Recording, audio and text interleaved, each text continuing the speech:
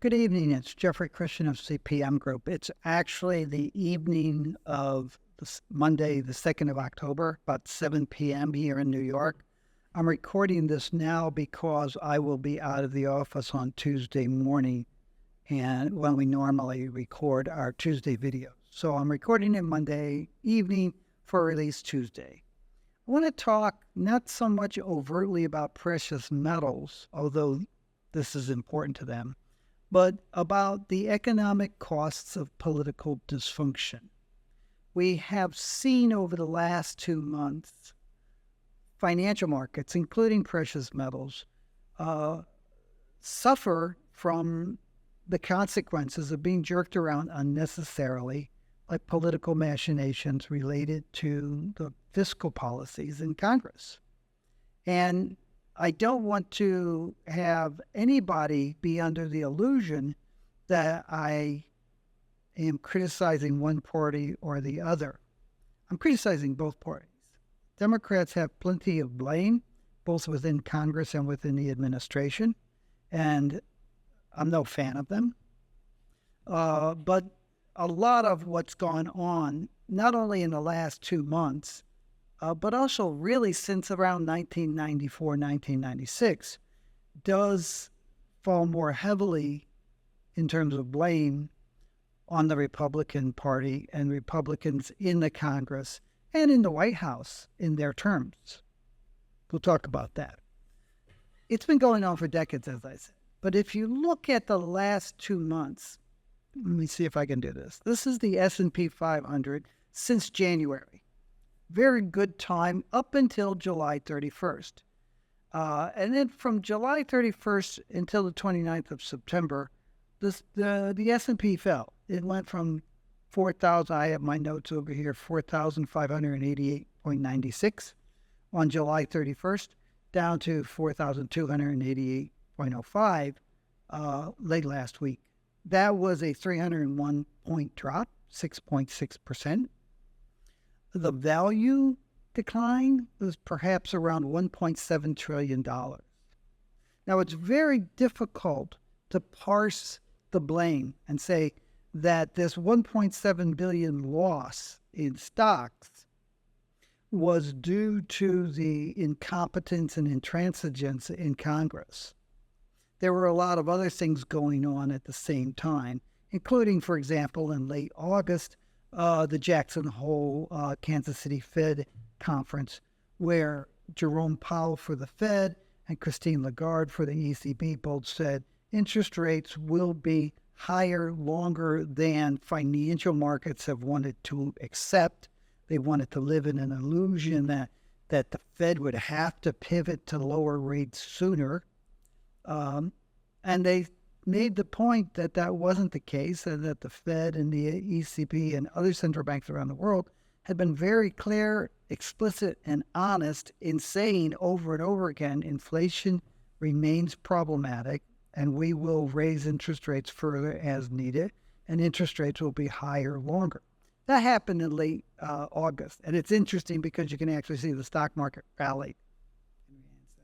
So it's hard to say that $1.7 trillion of value was stripped out of the U.S. stock market due to the congressional shenanigans, incompetence, intransigence. You can use all kinds of words for it.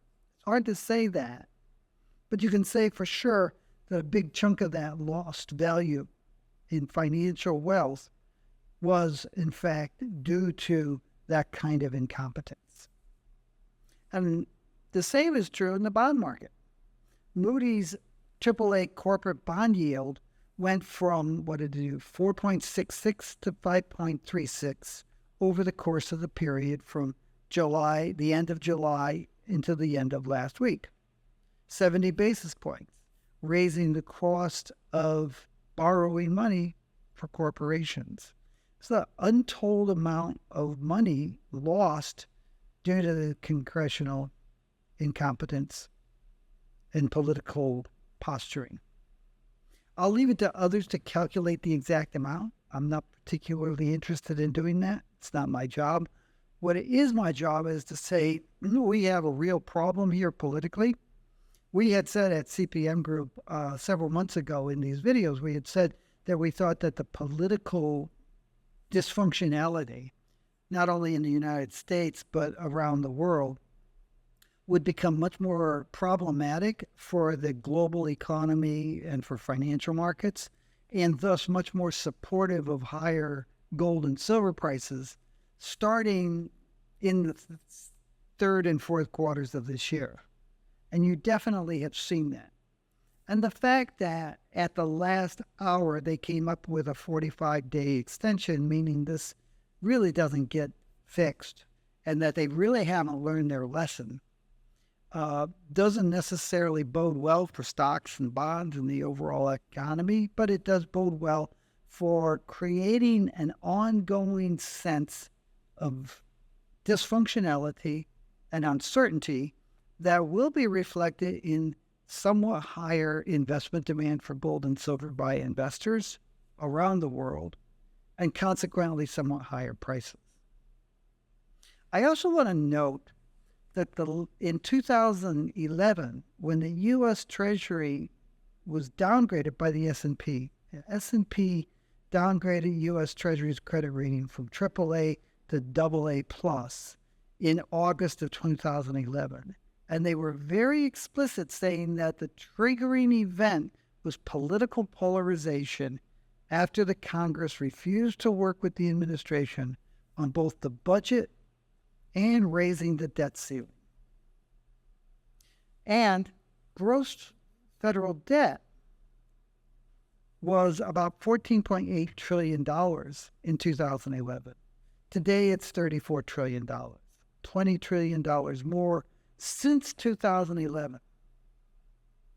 And part of the whole issue, again, I don't want anybody to be under the illusion or delusion for the part of some people that I am pro-Democrat versus pro-Republican. I am anti-politician.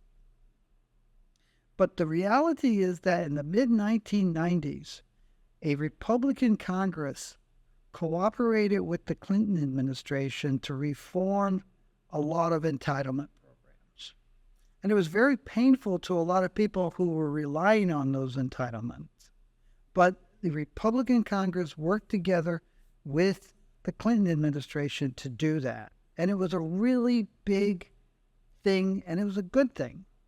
And you can see that the Clinton administration actually did pay down $1 trillion of debt in the last 4 years of their budget control.